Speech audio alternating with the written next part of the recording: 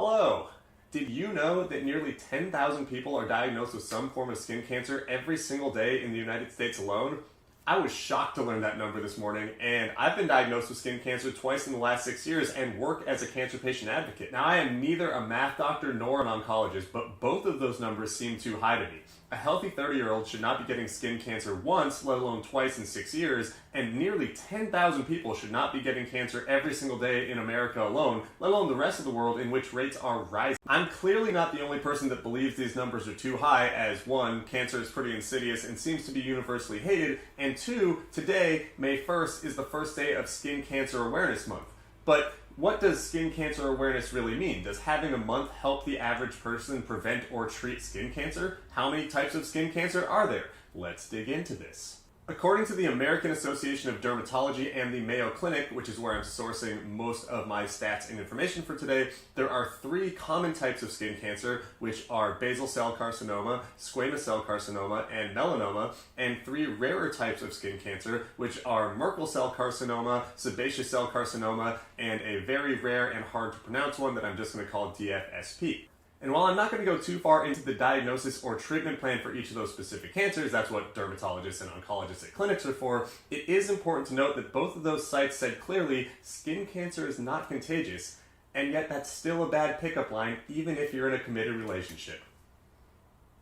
Now, these sites, among others, have made it clear that Skin Cancer Awareness Month is predominantly dedicated to prevention techniques, staying out of the sun, putting sunscreen on, not going in tanning beds, etc. In fact, the Dermatology Association of America used cute phrases like shining the spotlight on skin cancer and spot skin cancer, which, great, but I don't think that's really pragmatic in 2024. And that doesn't mean that I think that skin cancer education and the prevention information and the perpetuation of those things is not important today. In fact, it's more important than ever as those numbers continue to rise. But let's use my specific case as an example.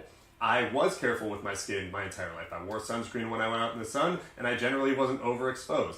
I knew my family history of skin cancer. My dad had been a survivor. I was dating a medical professional at the time, and it still took me 2 months of a freckle mutating on my leg to look at it and go, maybe this is weird, and I still thought not a lot of it until we got into an operating room. They said, dude, you have cancer. So if we think that the information and education components of modern skin cancer prevention and identification are sufficient, which I do, I've made a video on the ABCDEs of melanoma, and there are dozens of sites across the internet that can give you information on what all these things look like. In fact, I'll list a couple below in the description. What does modern skin cancer awareness really look like? What is an actionable thing that I can do and other cancer patients can do to help those around us? Well, for starters, we can use our lived experience as patients or our learned experience as patients and family members or loved ones of people who have gone through cancer to humanize the experience for those who are going to have to unfortunately deal with it in the future.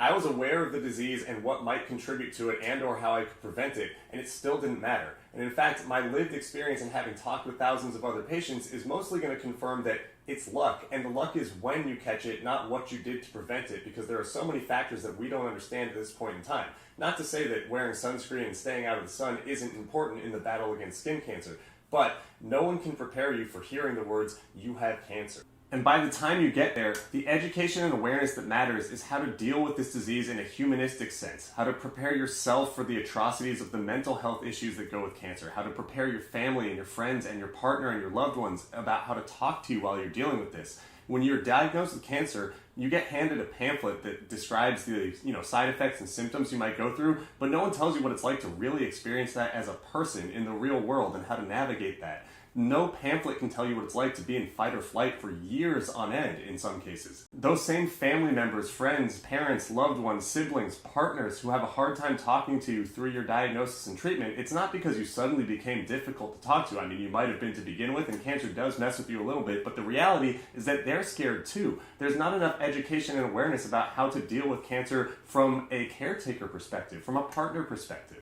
Some of the worst pain I felt from my cancer diagnoses was watching my girlfriend or my parents or my brother or my friends suffer in silence with me as I refused to talk about it during my first diagnosis. It's what prompted me to start talking about it the second time around, and I wish that part of the awareness surrounding cancer was letting people know that, hey, the mental health stuff will get you. If you don't talk about it, it's going to eat you alive.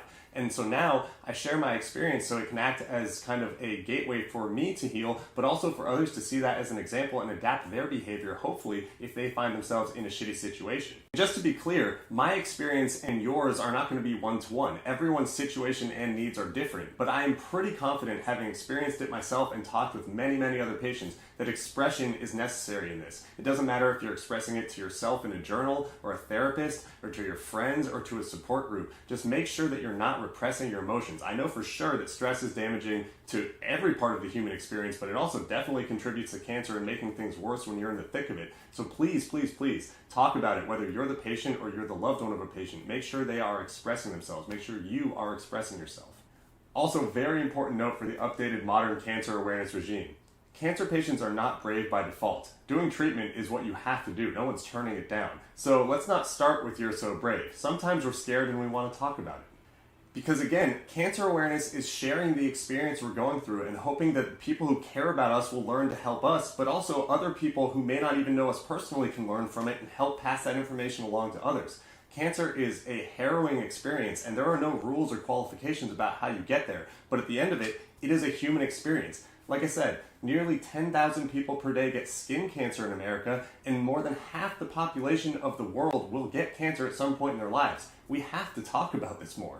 So alongside all the good preventative information and the education about what to do if you're diagnosed in a clinical sense, let's also share our experiences as patients and loved ones of patients. Let's talk about it when we feel despair and fear and ambivalence, and also joy and relief and all the things that come along with this ridiculous experience that is cancer. Let's make awareness talking about it and helping each other. So yes, May is Skin Cancer Awareness Month, and there is plenty of good information and education to be had about preventing the cancer. But at the same time, let's understand that people are going to get cancer, and it's a human experience, and we all need to contribute to making it better in a long-term and sustainable sense, not just addressing it once each May. Oh, and also, go get your fucking skin checked. Bye.